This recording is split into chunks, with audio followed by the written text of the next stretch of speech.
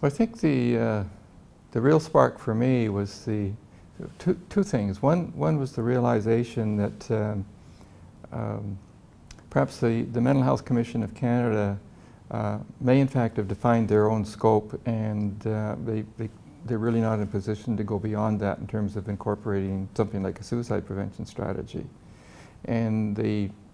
complement to that was to discover that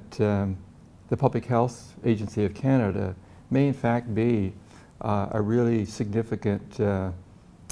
coordinating kind of player, taking the lead perhaps in facilitating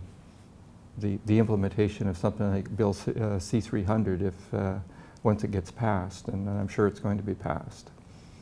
So those are the two things that really came together for me to say that we're moving in the right direction to have something like a national strategy or framework begin to take much more concrete shape in Canada than it has in recent years.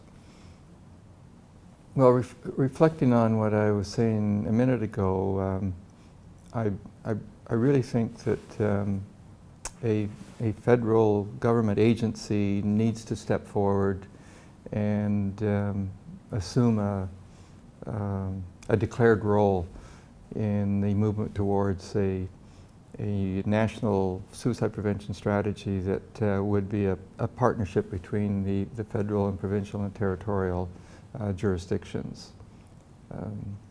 I think once something like that happens, then I think there will be some movement forward and be able to take something like the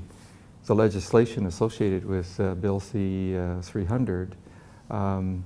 move it beyond just a parliamentary bill, and we'll be able to find a way to not only establish the strategy, but I think find ways to implement it in a way that will be sustainable over a period of time.